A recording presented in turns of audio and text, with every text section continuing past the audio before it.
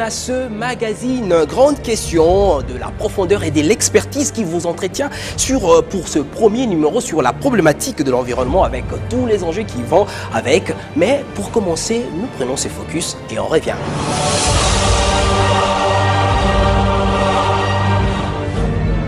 La dégradation grandissante de l'environnement dans le monde, dans sa diversité, se traduit en réels problèmes. Une dégradation globale et locale de l'environnement avec comme manifestation le réchauffement climatique.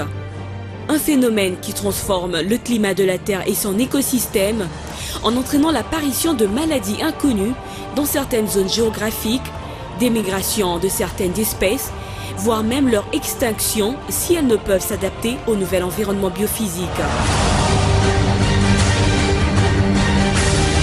Les effets visibles de cette dégradation demeurent les conséquences de la pollution de la Terre, qui, en prenant à l'heure actuelle la forme d'une crise écologique globale, a provoqué non seulement la raréfaction des ressources renouvelables ou pas, mais aussi la perte de biodiversité.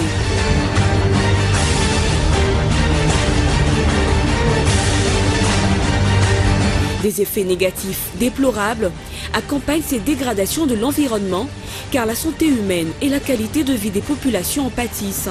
La révolution industrielle, avec l'avènement des machines à vapeur et la forte croissance économique, ont favorisé non seulement une industrie lourde et fortement consommatrice en ressources naturelles, mais surtout ont préparé l'avènement de cette ère de grande pollution qui dégrade actuellement la Terre.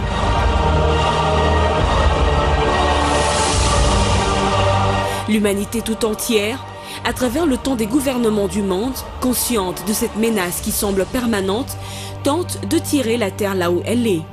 Mais le suspense plane encore.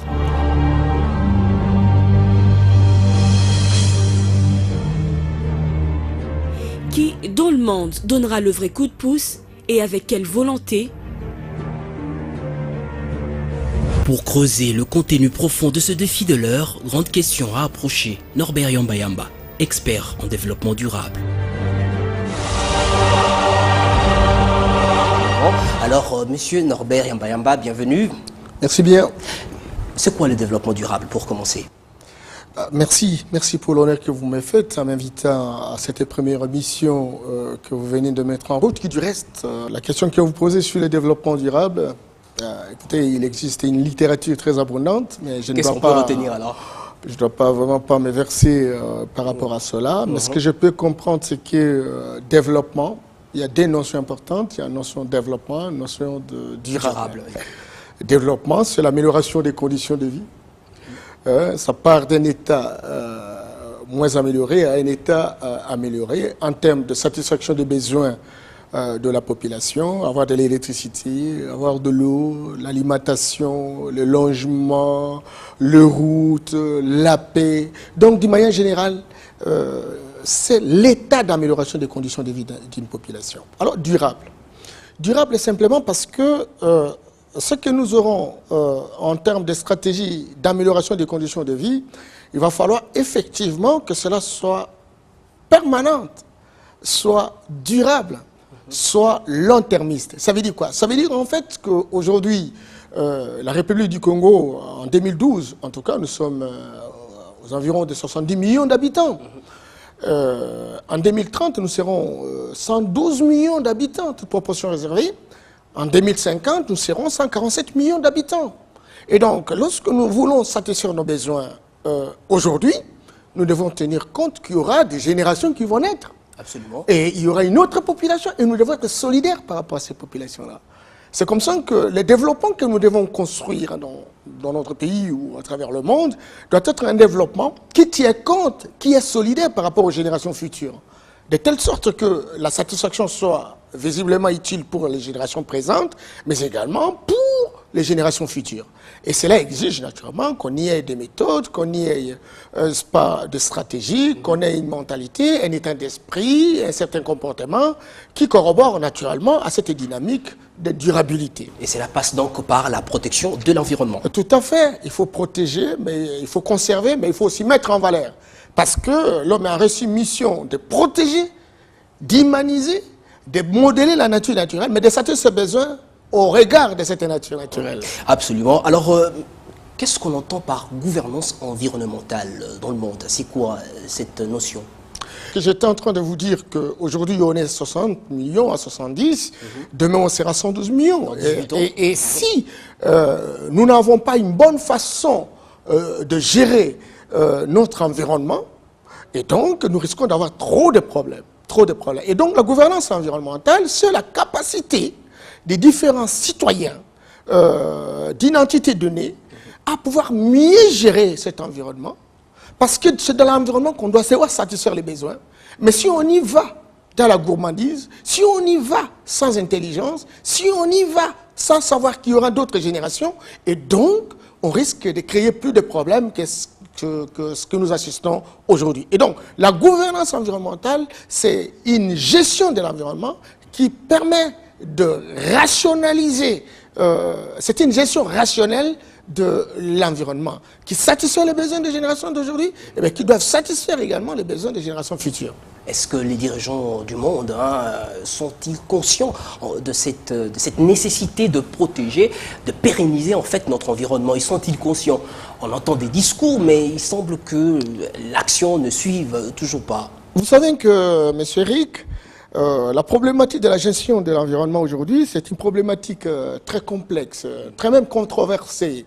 Tout simplement parce qu'effectivement, tous ces pays que vous entendez, des pays industrialisés, ou des pays qui sont aujourd'hui en train de construire la dynamique de la croissance économique, ces pays-là utilisent une sorte de mécanisation pour transformer l'environnement. Or, lorsque vous transformez l'environnement avec une vitesse mécanique, vous risquez de tout terminer ce que Dieu nous a donné comme patrimoine. Et c'est comme ça qu'il existe des détériorations à travers le monde. Vous savez aujourd'hui qu'avec l'émission des gaz à effet de serre, on assiste naturellement à des réactions chimiques au niveau de l'écran atmosphérique. Et là, la couche d'ozone qui aurait pu nous protéger contre les rayons ultraviolets, etc., tous ces rayons arrivent de manière féroce au niveau des différents écosystèmes de la vie. Et ça pose problème. Aujourd'hui, on assiste à des perturbations climatiques, on assiste à des perturbations saisonnières. Et il est très clair aujourd'hui que la situation est très grave. Très grave. Alors maintenant, tous ces pays-là qui utilisent l'industrialisation, je pense qu'ils ne peuvent pas accepter de réduire leur dynamique d'utilisation de l'industrialisation parce que c'est l'industrie qui leur donne la possibilité d'accroître les revenus économiques. Or, c'est l'économie qui est l'ouvrier de l'homme. On ne peut satisfaire les besoins que lorsque on a une prospérité économique. Alors maintenant, il y a un problème. Il y a un problème entre les pays pauvres et les pays industrialisés, les pays riches. Tout simplement parce qu'aujourd'hui, avec les différentes réactions, je vous l'avais dit que la couche d'ozone est en train de subir des effets nocifs, qu'il y a une répercussion sur la Terre, avec tout ce qu'il y a comme gaz à effet de serre, avec tout ce qu'il y a, on assiste comme le processus de déforestation et de dégradation des forêts, qui aurait pu naturellement séquestrer ou capturer les différents carbones qui nous créent des problèmes aujourd'hui. Et donc, la société occidentale a un problème par rapport à cela. C'est comme ça que aujourd'hui, vous assistez à des différents sommets, sommet de Kyoto, sommet de Copenhague, sommet de Rio. Ça a commencé depuis les années 80. 87, 72, 87, 92, même dernièrement, on a assisté à juin à Rio, etc. Tout simplement parce que les gens sont en train de dire, mais notre environnement est menacé. Et si nous ne faisons pas attention, nous risquons de disparaître. Nous risquons de disparaître. Mais rien n'est fait de concret. Non, il y a des effets. Il y a des effets qui sont faits. Il y a beaucoup de pays qui, aujourd'hui, travaillent dans la perspective de pouvoir améliorer la situation. Vous savez qu'aujourd'hui, ce sont les gaz à effet de serre qui créent des problèmes au niveau de l'atmosphère. Mais qu'est-ce que les pays occidentaux font? Mais je crois qu'aujourd'hui, ils ont décidé, naturellement, au travers des différents accords, que l'on puisse réduire, n'est-ce pas, le taux d'émission des gaz à effet de serre. Il y a des gens, aujourd'hui, qui sont en train de travailler dans la perspective de mettre en place des usines qui n'utilisent pas le carburant ou le lubrifiant, parce que c'est là que se génèrent, n'est-ce pas, les gaz à effet de serre, et qui utilisent, n'est-ce pas, des alternatives écologiques. Ah, je me suis beaucoup. Je suis allé dernièrement en Allemagne. J'ai fait de Berlin jusqu'à Erfurt, à 300 km de Berlin, etc. J'ai vu des champs. Au lieu qu'on fasse l'incinération, les gens utilisent ce qu'on appelle des champs photovoltaïques. Vous avez un espace, par exemple, de 1000 hectares. Et dans ces 1000 hectares, on a surélevé les poteaux et on y a mis dans cette surface des panneaux solaires. Pour capter et ces panneaux solaires, soleil, en dessous, on fait l'élevage. Et ces panneaux solaires donnent de l'électricité. Mais ça demande beaucoup de moyens. Ah, ça demande beaucoup de moyens. On en donne un exemple parce que c'est les prix à payer. Aujourd'hui, il y a ce qu'on appelle l'énergie éolienne oui. qui fonctionne à travers le vent, etc. Donc, beaucoup de pays aujourd'hui, vous savez, il y a vu des bateaux qui fonctionnent de manière électrique, des bateaux, des véhicules qui fonctionnent avec des panneaux.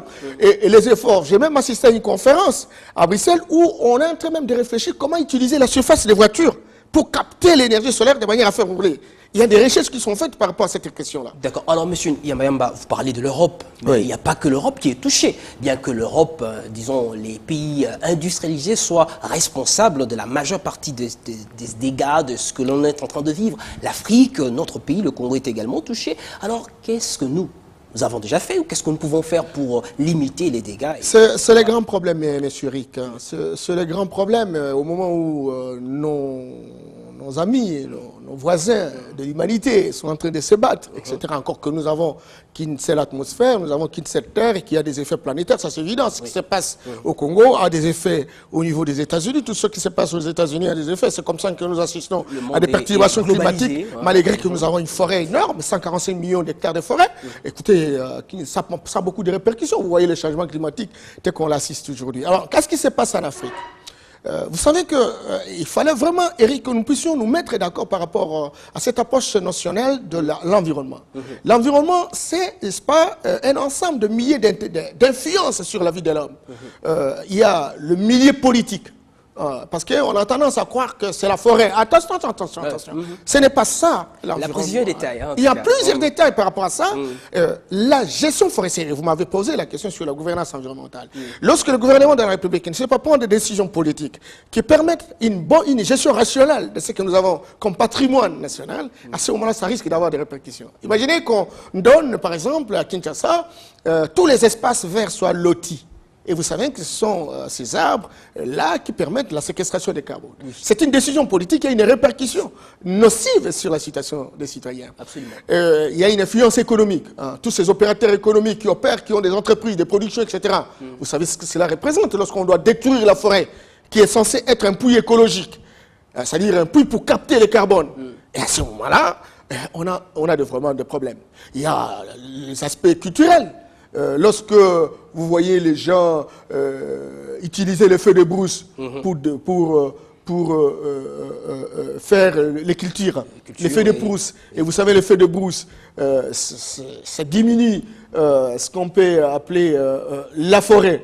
Lorsqu'on dégrade à travers l'exploitation artisanale ou l'exploitation industrielle de forêt, etc. Tous ces efforts, ces actions de l'homme ont une répercussion sur la qualité de la vie de notre environnement. Est-ce ce secteur? Alors maintenant, par rapport à chez nous, il me semble qu'il y a un ministère de l'environnement qui s'occupe de cette question. Il y a le ministère des Affaires foncières, etc. Encore que, je ne sais pas s'il y a des débats de fond par rapport à la concertation pour qu'effectivement ils puissent lever des options. Il me semble que là encore, il y a encore des petits problèmes liés à la perspicacité, à la capacité de leadership à pouvoir dévancer les événements. Parce qu'aujourd'hui, si les Américains sont en train de faire des études au niveau de la planète Mars, écoutez, la perspective, c'est d'aller vivre là-bas. Parce qu'effectivement, nous sommes dans un processus anthropique. Vous savez que le monde que nous vivons, tout ce que nous avons comme soleil, étoiles, etc., écoutez, ils sont dans un processus anthropique. Ça veut dire, en fait, tout ce qui naît doit disparaître.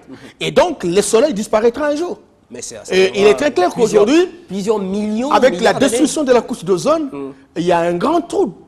Plus de 40%, on parle même de 50%. Il y en a certaines littératures qui vous disent 60%. Et les rayons ultraviolets pénètrent jusqu'à nous assiéger sur la Terre. En Amazonie, où il y a des glaciers, avec des glaciers, on peut construire même des maisons sous forme de briques sous forme des caillasses, j'allais dire des moellons. Oui. Ils sont en train de se liquéfier. Alors, pour revenir, monsieur Ama, sur notre situation, sur le pays, sur Oui. la RDC, vous parliez de la RDC. Alors, qu'est-ce que l'on peut faire? Nous sommes, semble-t-il, le deuxième poumon mondial en matière de protection de l'environnement, de tout cela. Qu'est-ce qui est fait?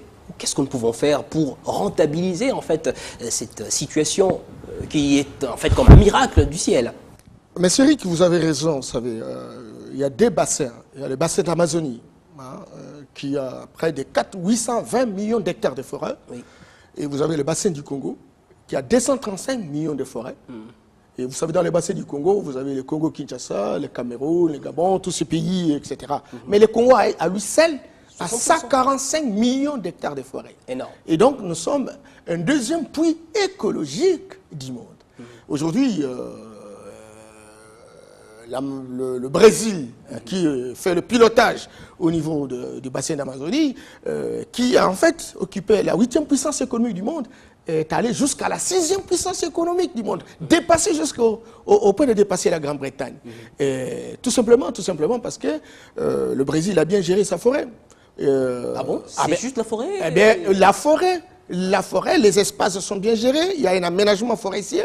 Cet aménagement forestier a développé l'élevage.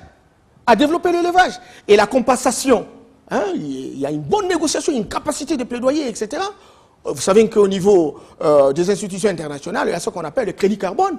Le Brésil a bénéficié beaucoup d'argent par rapport à ça. Dans le cadre et il a investi cet argent, naturellement, pour que ça génère des revenus. Aujourd'hui, c'est une 6e puissance économique du monde. C'est l'un des pays les plus grands émergents au monde aujourd'hui.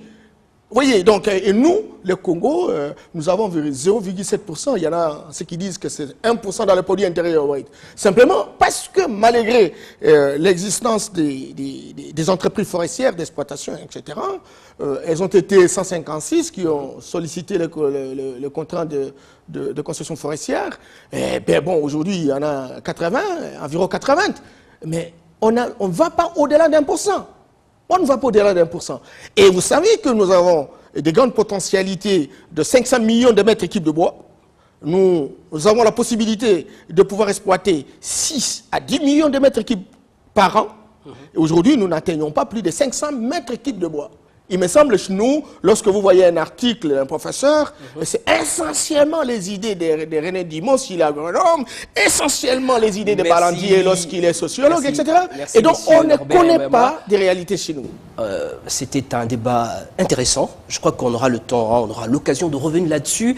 Chers téléspectateurs, c'est donc fini. C'en est fini pour ce premier numéro de Grandes Questions. Nous reviendrons certainement avec M. Norbert Yamba sur ce sujet qui a ouvert beaucoup de fenêtres pour donc essayer d'en voir un peu plus d'autres aspects. Merci, M. Norbert Yamba. C'est moi qui vous remercie. Merci à vous également de nous avoir suivis. Donc, le prochain rendez-vous, très prochainement, sur votre chaîne, bien sûr.